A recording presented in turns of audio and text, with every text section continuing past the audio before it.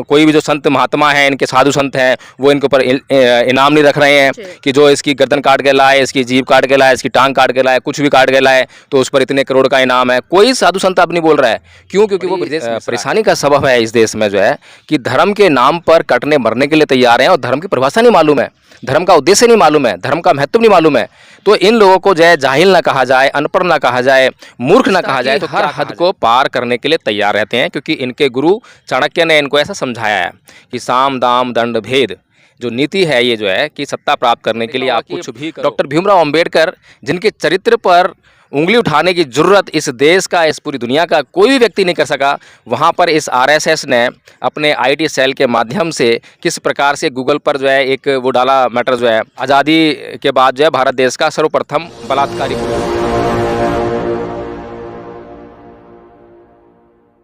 नमस्कार, आप देख रहे हैं एनबी न्यूज़ 24/7 नीलम बोध के साथ। और साथियों, जिस तरह से सोशल मीडिया से मेन मीडिया तक अगर मैं बात करूं तो सीमा हैदर का मुद्दा काफ़ी गरमाया हुआ है। जी हां, सीमा हैदर के बारे में आप सभी जानते होंगे कि एक मुस्लिम महिला किस तरह से नेपाल से होते हुए भारत में एंट्री करती है। उसके साथ में 4 बच्चे हैं और प्रेम प्रसंग में जिस तरह से वो बता रही है कि पबजी खेलते खेलते यहाँ भारत में किसी से प्रेम हो गया और उसी प्रेम के मार्फत वो भारत में आ जाती है। अब सोचने वाली बात यह है कि आखिर कोई विदेशी भारत की सीमाओं को पार करके कैसे भारत में आ गया। बहुत सारे सवाल लगातार खड़े हो रहे हैं, लोग लगातार अपनी प्रतिक्रिया दे रहे हैं। इसी विषय पर चर्चा करने के लिए मेरे साथ में एडवोकेट जय भीम प्रकाश जी, उन्हीं से जानना चाहूँगी सर, जिस तरह से तमाम ये घटनाक्रम चल रहा है और लोग अपनी अपनी प्रतिक्रिया देख रहे हैं, तो आप किस तरह से देखते हैं इस प्रकरण को?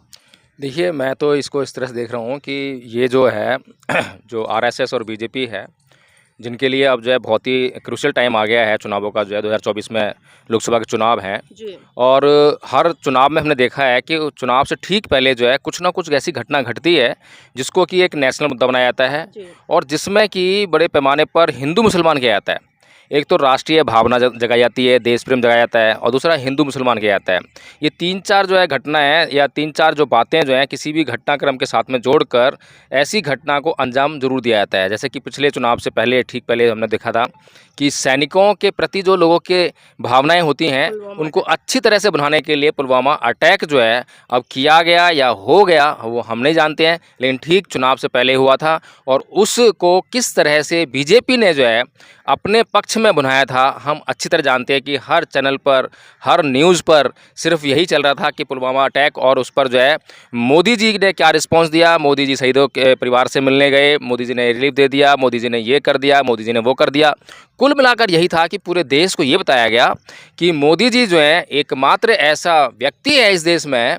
जो कि प्राइम मिनिस्टर बनने के लिए एक सशक्त कैंडिडेट हैं। तो इसी तरह से जो है जो सीमा हैदर का जो मामला है और भी कुछ घटनाएं ऐसी घट रही हैं जिनको हम देख रहे हैं कि हिंदू मुसलमान का जो मुद्दा है, जैसा कि हर बार बनाया जाता है, अब भी वही बात है कि सीमा हैदर पाकिस्तान से आई है और बहुत ज़्यादा डाउटफुल तरीके से जो है यहाँ पर आई है। और जिस तरीके से पत्रकार उससे जो है बातें कर रहे हैं, उससे सवाल कर रहे हैं कि आप पाकिस्तान के बारे में कुछ बताइए, पाकिस्तान की जो लैंग्वेज है उसके बारे में बताइए, इस्लाम के बारे में बताइए, कुछ भी बताने से इनकार कर रही है। और बड़ा ताज्जुब है कि जब उसको जो है वहाँ के परिवेश के बारे में पूछा जाता है तो बोल रही है कि मैं भूल गई हूँ। तो नीलम जी, सीधी सी बात है कि भूला किस चीज़ को जाता है?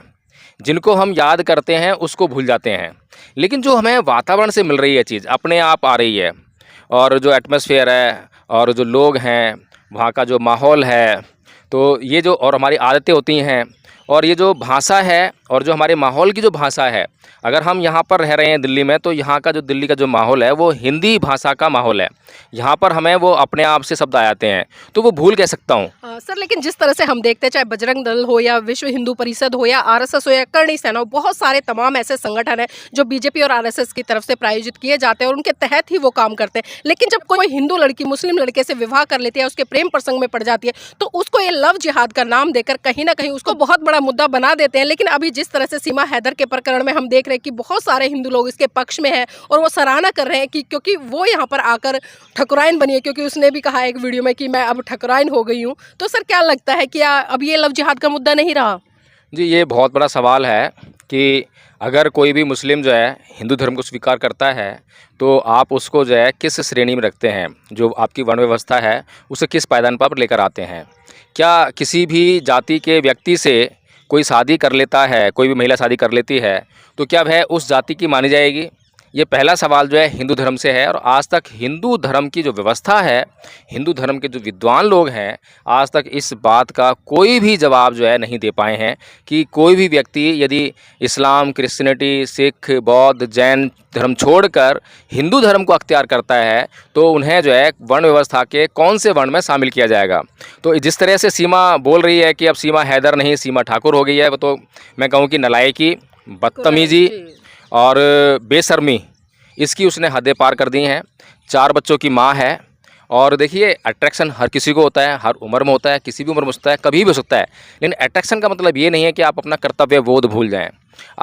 सीमा हैदर का जो कर्तव्य बोध जो है उसके पति के प्रति, अपने बच्चों के प्रति जागना चाहिए था। उसे पता होना चाहिए था कि वो किस हैसियत में जो है रह रही है। कुछ भी हो, उसको अपने बच्चों और अपने पति के प्रति जो है संवेदनशील रहना चाहिए था। सर, आप संवेदनाओं की बात कर रहे हो, संवेदनहीन होना चाहिए था, इस तरह की बात करो, लेकिन हम देख रहे हैं कि एक भक्तों की टोली कहीं ना कहीं सीमा के समर्थन में उतरी हुई है, उसकी जय जयकार करे, हिंदुत्व की जय जयकार करे। लेकिन वहीं अगर हम भारत की जो ज्योति मौर्य है उस प्रकरण को देखें तो वहाँ पर उसको चरित्रहीनता का सर्टिफिकेट इन्हीं भक्तों के द्वारा दे दिया जाता है। तो दोनों ही महिलाएं दोनों ही प्रेम प्रसंग में फंसी हैं, लेकिन फ़र्क इतना है कि एक हिंदू है, एक मुसलमान है। देखिए नीलम जी, एक चरित्रहीन व्यक्ति हमेशा जो है दूसरों के प्रति जब भी व्यवहार करेगा तो उसके व्यवहार में चरित्रहीनता ही झलकेगी। हिंदुओं के पास चरित्र नाम की कभी चीज़ रही नहीं है। आप हिंदुओं के जो धर्म ग्रंथ हैं, हिंदुओं का जितना भी लिटरेचर है, मैं कोई आलोचना नहीं कर रहा हूँ, कोई ज़बरदस्ती आलोचना कर रहा हूँ, कोई किसी की बुराई कर रहा हूँ, लेकिन जो तथ्य है मैं उसको पेश कर रहा हूँ कि आप तमाम जो लिटरेचर है, कथा कहानियाँ हैं, उनको उठाकर देख लीजिए, वहाँ पर चरित्र नाम की चीज़ नहीं है। तो चरित्रहीन लोग जो हैं हमेशा जो समाज में चरित्रहीनता का ही प्रचार प्रसार करेंगे, और वो चरित्रहीन लोगों को बहुत जल्दी स्वीकार कर लेते हैं, और जो चरित्रवान लोग होते हैं उनको भी चरित्रहीन बनाकर जो है उनको पेश करते हैं। जैसे कि आपने देखा होगा कि डॉक्टर भीमराव अंबेडकर, जिनके चरित्र पर उंगली उठाने की ज़रूरत इस देश का, इस पूरी दुनिया का कोई भी व्यक्ति नहीं कर सका, वहाँ पर इस आरएसएस ने अपने आईटी सेल के माध्यम से किस प्रकार से गूगल पर जो है एक वो डाला मैटर जो है कि देश का सर्वप्रथम आज़ादी के बाद जो है भारत देश का सर्वप्रथम बलात्कारी पुरुष, तो उस तरह से उसको मतलब वहाँ पे डाला गया। तो कोई फैक्ट नहीं है, इसके पीछे कोई प्रमाण नहीं है, कोई केस का रेफरेंस नहीं है, कुछ नहीं है, लेकिन ये सब बातें इसलिए की जाती हैं क्योंकि इन लोगों के पास अपना कोई चरित्र नहीं है। ये लोग जो हैं हिंदू धर्म के जो लोग हैं, हिंदू धर्म के लोग जितने भी आपने देखे हैं, मैं सभी की बात नहीं कर रहा हूँ, कुछ लोग बहुत अच्छे हैं, और जो लोग अच्छे हैं वो लोग अच्छी बातों को समझते हैं, वे अच्छे तथ्यों को समझना चाहते हैं, अच्छी जानकारियाँ इकट्ठी करना चाहते हैं, और जैसे ही उन लोगों को जो है बौद्ध धर्म की जब जानकारी होती है तो वो तुरंत जो है बौद्ध धर्म की तरफ बढ़ जाते हैं। अगर बौद्ध धर्म अपनाते भी नहीं हैं तो वो बौद्ध धर्म का आचरण करने लगते हैं। लेकिन सर, यहाँ कहीं ना कहीं जो भारत की तमाम सेनाएं उन पर भी एक प्रश्न चिन्ह लगता नजर आ रहा है। भारत सरकार भी कटघरे में खड़ी है संदेह के में, क्योंकि एक महिला पाकिस्तान से आती है, उसके पास में कुछ वीजा है, पासपोर्ट है, आधार कार्ड है, और वो 3-3 बच्चों को लेकर भारत में एंट्री कर जाती है और किसी भी तरह से उसकी वेरिफिकेशन नहीं होती, बल्कि उल्टा फूल माला या ढोल लंगाड़ों से उसका स्वागत किया जाता है। तो ऐसा नहीं लगता कहीं वो पाकिस्तान की एजेंट है या फिर बीजेपी की तरफ से ही कोई प्रायोजित गेम है? देखिए, जो माहौल अभी चल रहा है देश में, जैसे कि 2024 के लोकसभा चुनाव आने वाले हैं, तो उससे पहले तो सबसे पहला जो इनके कुकर्म रहे हैं अब तक जो है बीजेपी के जो है और आरएसएस के, बजरंग दल के, जो भी ये हिंदू संगठन है, जो सत्ता हासिल करने के लिए कुछ भी कर गुजरने के लिए तैयार रहते हैं। जैसा कि पीछे खुलासा हुआ है कि पुलवामा अटैक जो है आतंकवादी द्वारा हुआ नहीं था, बल्कि ये इन लोगों के द्वारा करवाया गया था, ऐसा सुनने में आ रहा है। तो ये नीचता की हर हद को पार करने के लिए तैयार रहते हैं, क्योंकि इनके गुरु चाणक्य ने इनको ऐसा समझाया है कि साम दाम दंड भेद जो नीति है, ये जो है कि सत्ता प्राप्त करने के लिए आप कुछ भी करो, दुश्मन को मारने के लिए आप कुछ भी करो। अब दुश्मन कौन है कभी परिभाषित नहीं करते हैं, सत्ता किसके खिलाफ चाहिए कभी परिभाषित नहीं करते हैं, ये इनके इन प्रकार कुछ भी करके जो हासिल करना है। तो जो सीमा हैदर का जो मामला है, वहाँ पर जो है अब सीमा हैदर से जब हम पूछ रहे हैं कि भैया पाकिस्तान के बारे में कुछ बताइए, पाकिस्तान के बारे में से कुछ पता नहीं है, और हिंदी भाषा जो है बड़ी फ्लुएंटली बोल रही है, बिल्कुल इंग्लिश भी बोल रही है, और ऐसा लग रहा है कि वो जो है भारत के ही माहौल में पली बड़ी है, और भारत के माहौल में भी अगर देखें तो किसी मुस्लिम एरिया में नहीं पली बड़ी हुई है। अगर वो किसी भारत के किसी भी मुस्लिम एरिया में, जैसे अलीगढ़ में बहुत सारे मुसलमान रहते हैं, बुलंदशहर बहुत सारे मुसलमान रहते हैं, इवन आप देखेंगे चांदनी चौक में जो है दिल्ली का जो एरिया है उसमें बहुत सारे मुस्लिम एरियाज़ हैं। अगर इन एरियाज़ में भी उसकी परवरिश हुई होती, अगर वो पड़ोस में भी रहने वाली होती, उनके जो है किसी मुस्लिम के पड़ोस में भी रहने वाली होती, तो वहाँ के परिवेश का असर जो है उसकी भाषा पर, उसके रहन सहन पर अवश्य पड़ा होता। लेकिन ऐसा उसके रहन सहन से, बोल चाल से, कुछ भी परिलक्षित नहीं हो रहा है कि वो पाकिस्तान से आई हो, जो कि पूरी की पूरी जो है मुस्लिम कंट्री है, जहाँ पर कि आपको हिंदू समुदाय या हिंदू लोग जो है यदा कदा कहीं कहीं बहुत कम मात्रा में देखने को मिलेंगे, लेकिन चारों तरफ जो है पूरा का पूरा पाकिस्तान जो है मुस्लिम परिवेश से परिपूर्ण है। तो वहाँ पर तो ऐसा हो ही नहीं सकता कि कोई हिंदू या कोई भी धर्म का व्यक्ति जो है पाकिस्तान में रहे और बचपन से वहाँ रह रहा हो, पैदा वहीं हुआ हो और उसके ऊपर इस्लाम का कोई प्रभाव ना हो। सर, एक घटना और हम देख रहे हैं, जिस तरह से लगातार सोशल मीडिया पर एक वीडियो और वायरल हो रही है जो कि पाकिस्तान से आ रही है। पाकिस्तान से घटनाक्रम कुछ इस तरह से कि पाकिस्तान का एक लड़का है और दिल्ली की एक लड़की है, उनमें भी इसी तरह से पबजी या प्रेम प्रसंग होता है सोशल मीडिया के माध्यम से, और दोनों विवाह कर लेते हैं। वो लड़की पाकिस्तान चली गई है वीज़ा लगवा के, लेकिन जब वहाँ से कुछ पत्रकार उससे इंटरव्यू ले रहे हैं तो आज भी उसके माथे पे, भले वो वहाँ चली गई, अगर उसका धर्म भी परिवर्तित हो गया, लेकिन आज भी उसने वो टीका लगाया हुआ है कलर का और मंगलसूत्र पहना हुआ है। वो अपनी संस्कृति को नहीं छोड़ पा रही है, लेकिन वही सीमा हैदर एक झटके में सब कुछ छोड़ देती है। तो ये चीज़ें सर कहीं ना कहीं संदेह की दृष्टि में नहीं है? देखिए नीलम जी, एक बार की बात है, जब मैं कोर्ट में प्रैक्टिस कर रहा था, मेरा एक केस था, तो उस केस में जो है मतलब एक मुस्लिम महिला थी और मेंटेनेंस का केस चल रहा था। हालांकि वो मेरे अगेंस्ट में थी, अपोजिट में थी, मतलब जो है मैं उसके हस्बैंड का लॉयर था, लेकिन मैंने उसकी जो दुर्दशा देख कर जो है, बहुत बुरी हालत थी उसकी जो है,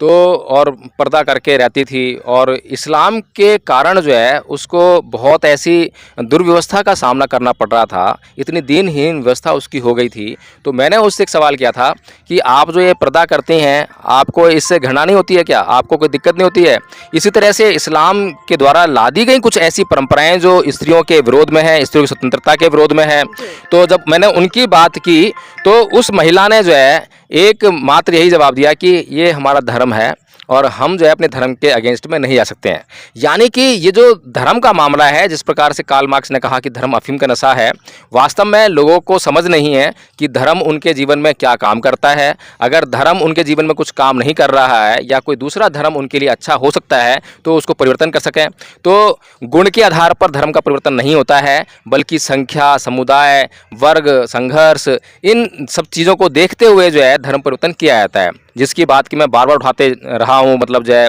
कि भारत में जो धर्म परिवर्तन पर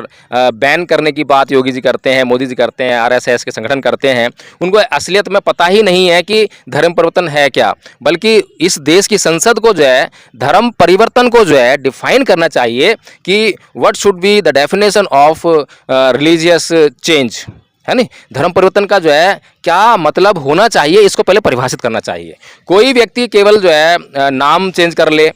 और अपने जो है बाल, दाढ़ी, मूछ इनको चेंज कर ले, कपड़े चेंज कर ले, मंदिर मस्जिद को चेंज कर ले, तो इसी से खाली जो है वो धर्म परिवर्तन नहीं समझना चाहिए, जब तक कि उस धर्म के भीतर जो है कुछ गुण होने चाहिए और उन गुणों में उस व्यक्ति को जब क्या नाम है जब परिवर्तन हो तो उस गुणों में भी परिवर्तन होना चाहिए। जी सर, जाते जाते आखिरी सवाल लेना चाहूंगी। ज्योति मौर्य का प्रकरण और अभी सीमा हैदर का प्रकरण, एक तरफ भक्त बड़े खुश है और दूसरी तरफ भक्त बहुत नाराज है, कहीं ना कहीं आक्रोश है, हिंदू संस्कृति को ठेस पहुंच रही है, लेकिन दूसरी तरफ कहीं ना कहीं वो उसी संस्कृति की जयकार करें। तो सर इन भक्तों के लिए क्या मैसेज देना चाहेंगे? देखिए, भक्तों के कोई सिर पैर नहीं है, भक्तों की एजुकेशन नहीं है, भक्त नालायक हैं, अनपढ़ हैं, जाहिल हैं, गवार हैं। इस तरह के जितने भी शब्द अगर मैं इनके लिए इस्तेमाल करूं तो सब उपयुक्त हो सकते हैं, कहीं पर कोई परेशानी होने वाली नहीं है। हालांकि मैं ऐसी भाषा का इस्तेमाल नहीं करता हूं, लेकिन बड़ी परेशानी का सबब है इस देश में जो है कि धर्म के नाम पर कटने मरने के लिए तैयार हैं और धर्म की परिभाषा नहीं मालूम है, धर्म का उद्देश्य नहीं मालूम है, धर्म का महत्व नहीं मालूम है। तो इन लोगों को जो है जाहिल ना कहा जाए, अनपढ़ ना कहा जाए,